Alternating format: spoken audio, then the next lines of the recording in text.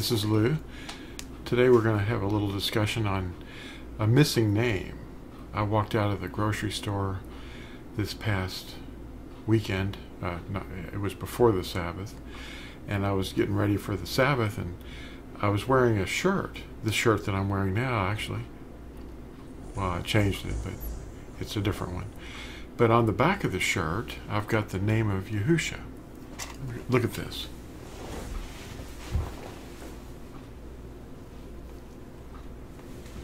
And if you back this up and freeze that picture, you'll understand why people were acting strange around me, because they kept, lurking and peeking at my back, wondering, what's it mean? What in the world is going on? So, anyway, today we're going to be talking about how your preface in the scriptures that you happen to have actually admit, if you look very closely, that they don't have the name in there. It's gone. The translators admit that they took it out. And Dan's going to call in just a little bit, and we'll discuss that with him. I'll have to talk louder because Dan is only picking up, my earbud that I've taped to the phone with some blue tape, masking tape. And I think you're going to really enjoy this one, because we're going to just talk about how they don't have a foundation if they don't know the name of the one they're worshiping. So you all stay tuned. Hi everyone, this is Lou White and Dan Lakendro, right here on your left. And today we're going to be talking about something very new, but then at the same time very old. And Dan wants to introduce it. It's called The Missing Name. So what do you think, Dan? In the preface of everyone's basic popular scriptures, they admit removing the name, and his name doesn't really appear used in the scriptures. Well, that's true. And why is that exactly? Why do they keep hiding his name? It's tradition. The traditions of the pastors are causing people to inherit the traditions of the pastors instead of the things that are written in the scriptures. Well, and they had people back in Yahuah's day killing each other over the name. And, exactly. We're going to have that again here in the last days. And, yeah. It's one of those things, but we still have to overcome all these lies that are out there, because, Yahuah says, blessed is he who overcomes. And, they can throw all kinds of things out there, all kinds of excuses, but they're just that, they're excuses. Yeah, Why not just speak the truth and tell it like it really is? And with love, of course. We don't want to judge anyone or anything, but we do want to judge doctrine and see whether they line up with Scripture. That's very important. They're just not in the habit of recognizing the name, because they've been taught that it doesn't mean anything, or it means something, but they don't know why. But they do recognize Hallelujah and the name Yah, and what they don't realize is that's his name. It's his only name, and it has a meaning. Absolutely, yeah. And yeah, a lot of times, what some of these teachers are putting out there is that they're studying what they think is Hebrew. They call it modern Hebrew, when in reality it's nothing more than Babylonian. And the letters are different, and there's some new letters that were introduced in there, like the W and the V, and they're trying to say the name using those letters, and it's just not working out. There's a very simplistic way to do it. Yes. That was the way it was written and pronounced originally, with the Paleo Hebrew. And it's very simple. Keep it simple. And it's like you said before, I know we talked about this in the past, the key to pronouncing the name of Yahuah is in the tribe called Yehuda. Very simple. And the phonetics are all there. All we have to do is look at it and keep it simple. Not try to put letters in where they don't belong, and try to use letters that really weren't invented back then.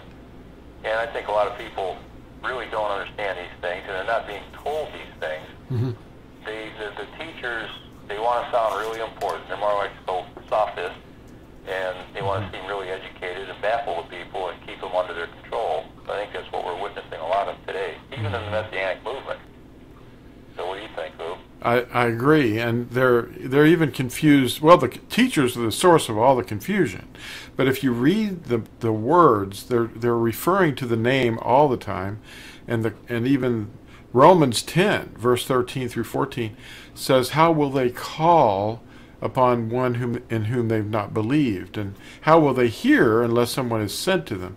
Well, the people that are watching this video are hearing something that maybe is new to them or different, and then we have 1 Corinthians 3:11 through 15, which is basically talking about the foundation.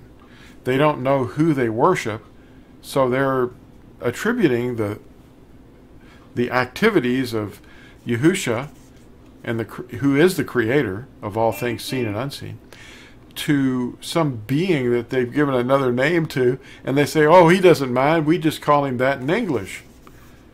What? Yeah. We just call him that in Babylonian or Korean, or it's just wrong. And he only has one name, and this is a video about the missing name. Well, I don't think anybody's really sat down and thought about the fact that what if, they know what their name is, and what if somebody else would constantly refer to them by a different name or a different title? I mean, how would they feel? It's all about perspective. We've got to look at things from the Creator's perspective, not from our own, because our own is very flawed. Yeah. And it's how He sees us. That's how we're supposed to be looking at things, through His eyes. A couple of days ago, I had sent you a letter with a few packets in it of articles. One of the articles, I hope that you'd get that today so that you could read it over, but I've redone the King James Version, which is about the foreign tongue that Yahuah promised in Yashayahu that he would, Isaiah, that he would speak to this people in a strange language one day in the future. He's referring to the last days. And we're in the information age, and certain things have happened that have built up to this particular point. And that's what's in this article and other articles that I sent to you. And I'd hope that you'd been able to get those. That's why I asked you earlier, did you get anything from me in the mail recently, like in the last day? But I usually wait till the end of Sabbath to get the mail, but I might check when we get finished today, just see if it did come, because I'd definitely be interested in reading that, seeing what you have. Yeah, I mentioned about if you didn't get it, I was thinking maybe we could do it next week, but we can do it this week. I really think that we have a real problem with people that don't realize that they're standing on no foundation at all, because the foundation, it says in 1 Corinthians 3 that there is no other foundation other than that which is laid, and that's Yahuah himself. And his name, of course. He's talking about his name. We have to call on his name. Well, that's right. Be immersed. Yeah. There's no other name under heaven by which we're called to be saved. Right. So let's, we need to make sure that we get that right. Yes. And if we're calling on the translators version, like, for example, King James has a Latin Vulgate origin that has IESU, or it looks like V, but it's really a U, and because that's the Latin letter U. There's a serious problem because the pastors are just propagating this nightmare that is not true. It's just like the steeples. I mean, the steeple people don't know that he said, "Do not build these anywhere in your land." The pillars. Yeah, absolutely. Yeah. They don't know how dangerous it is to not know his name. Well, I had a discussion with one of my brother-in-laws just the other day, and just real simple and real short, and it was the fact that religion is man-made, and what it does is it divides people, but true faith is what unites people, and true faith comes from above. Yes. And we have to remember that. We're not a denomination. We're not a religion. Yeah. What we do is a relationship with our Creator, not a religion. Well, he takes over our minds, and he lets us see from his perspective out of our eyes. Resistance is futile. That's right. I mean, we can't just simply say we don't have any idea what he wants us to do. The pastors say, what is the gospel? What is the good news? What is the message? What are we supposed to... There's only two basic high things in this whole universe, and that's his word and his name. Yes. Psalm 102, verse 3, I think. And what are the two rules? Love Yahuah and love your neighbor. That's right. There's a commonality there, the word love. Yeah. So that's the goal. So how can Well, you... that covers everything, basically, because, I think there's, like 613 actual commandments. But, I mean, a lot of those we can't keep today because of circumstances that are not binding anymore. But basically those two sum up everything. And, a lot of people don't realize that the Old Covenant is not the Ten Commandments. That's the eternal covenant that was inside the ark. Right. But the Old Covenant that has passed away and is now obsolete was the covenant that was put in the pouch outside the ark. It was outside the ark, and it was the prescriptions for animal blood, and the priesthood, and the offerings. Those were the things that were the temporary things that were pointing to the Mashiach and Yahusha. Well, that's the renewed covenant in his blood, not animal blood, in his blood. It doesn't do away with what's inside the ark. We are now the ark. That was a picture of us. The ark had no value at all other than what was in it. Right.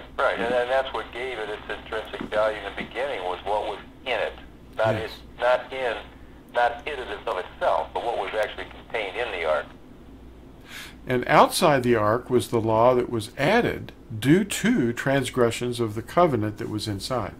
So, as those who are enjoining to Israel today, or Yisrael, the 12 tribes, well, we're now realizing we come from all nations. We don't look at the vine itself to see what color the vine is. We look at the fruit on the vine that's being actually brought by the Mashiach. The fruit that we bear is not ours, it's his.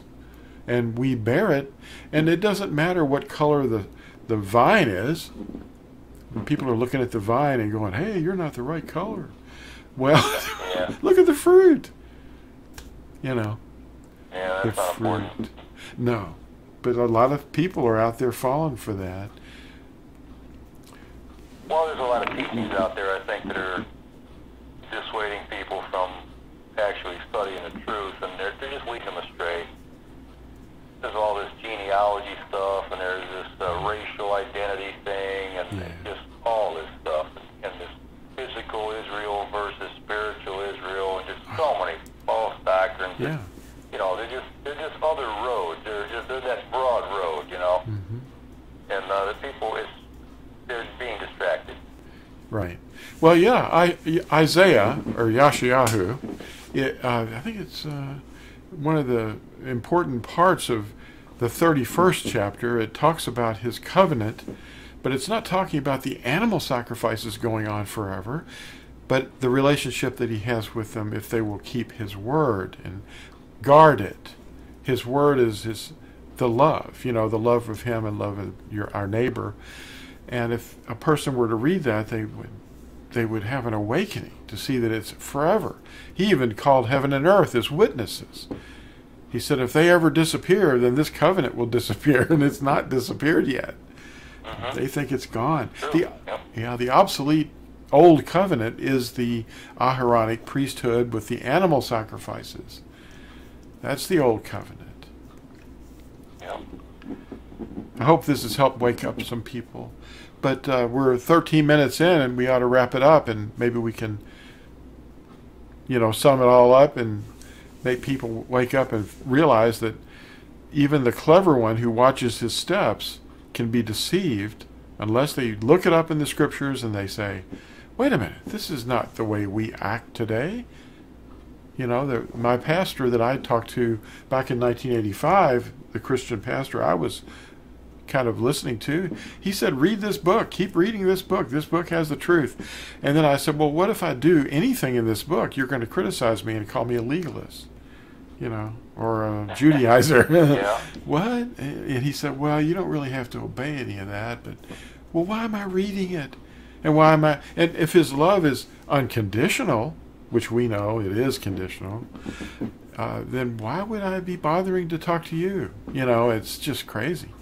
But we want to share the truth, and the truth is His Word. His Word is the truth. Right, right. It's not about joining some denomination out there, some club.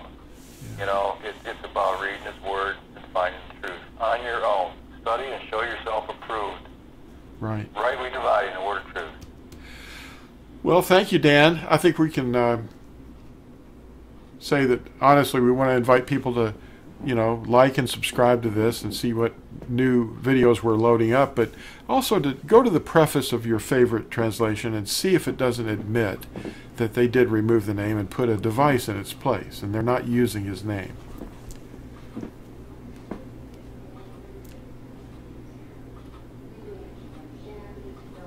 So we'll see everyone later. Thank you. Thanks, Dan. Hey, thank you, Lou. Okay, bye. I'd like to invite you to pick up one of our latest brochures and check out what's on the back of the brochure. It's pretty interesting. Just slow this down and you can pick up on what it's saying. Freeze the picture. You can order these things from our website at TorahZone.net, or you can just download over 75 articles individually for free, or we can just send you the disc and you'll have them to consult, you know, just email them or make copies or whatever you want, and it'll make it a lot easier for you.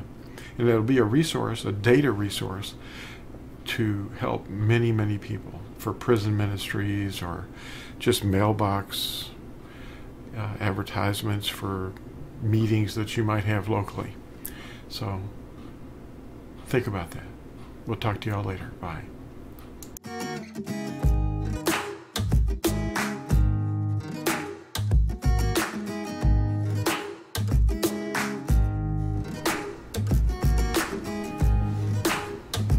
Resistance is